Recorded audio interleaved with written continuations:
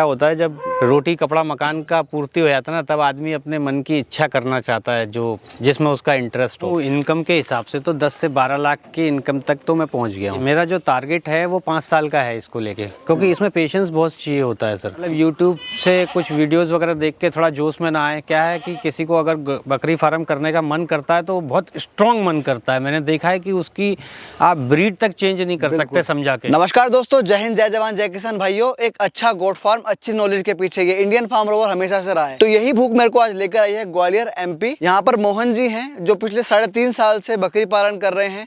भाइयों 1.5